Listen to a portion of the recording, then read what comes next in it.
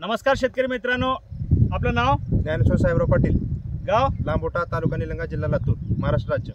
बर, आपण कोण्या पिकाला आणि कसं वापरलंय मल्टीप्लायर? मी म्हणजे सरी सोडल्यानंतर हरभऱ्याचं बीज सरीवर पेरताना बीज प्रक्रिया करून हरभऱ्याला पेरलो होतो. सरी सोडताना अजून फवारणीतून फवारणी 2 वेळेस फवारणी केली. बेन बनवून आपण लावून पद्धतीने केलेले आहे. तुम्हाला काय उत्पादन कसं वाटलेलं आता? हरभरा माझा चांगला आहे. सगळ्यात म्हणजे बघू शकता तुम्ही किती हा हरभरा फुटवा व तशाची फुलसंख्या वाढणे व हरभरा भरणे सुद्धा होत आहे. तर शेतकरी मित्रांनो, माझं एकच सांगायचं, मल्टीप्लायर टेक्निकने तुम्ही शेती चालू करा. तर तुम्ही दुसऱ्या पिकाला पण मल्टीप्लायर वापरलं, त्याच्यामध्ये काय तुमचा अनुभव? मी सोयाबीनला 2 वेळेस फवारणी केली होती. गेल्या वर्षी मला 3 एकर रानामध्ये 27 गट्टे सोयाबीन झाले होते.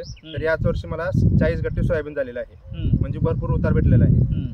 आणि यावर्षी मी सुद्धा ऊस केल्यानंतर 5 फुटी करून रानामध्ये हरभरा पेरला आहे. तर माझा म्हणजे हरभरा गेला असताना 2 वेळेस फवारणी करून मी हरभरा व्यवस्थित सुधारलेला आहे माझा. अच्छा, अगोदर तुम्ही शेतीच्या अगोदर तुम्ही काय करत होतात? मी शेतीच्या आधी मी पुण्यामध्ये जॉब सोडून मी मल्टीप्लायरचा बिझनेस करण्यासाठी आलो. परंतु शेतीमध्ये तुम्हाला अगोदर जे करत होता आता त्याच्यामध्ये तुम्ही समाधान आहात? नोकरीमध्ये आता का शेतीमध्ये समाधान आहात? शेतीमध्ये सध्या समाधान आहे. बरेच लोक म्हणतात नोकरी केलं तर चांगला आहे, शेती केलं तर चांगलं नाही म्हणतात. परंतु जेव्हा मल्टीप्लायरने शेती करायला तुम्हाला काय वाटलेलं आहे? उत्पन्न जास्त भेटलेलं आहे. महत्वाचं म्हणजे शेतकऱ्याला जे उत्पन्न भेटते ते उत्पन्नामध्ये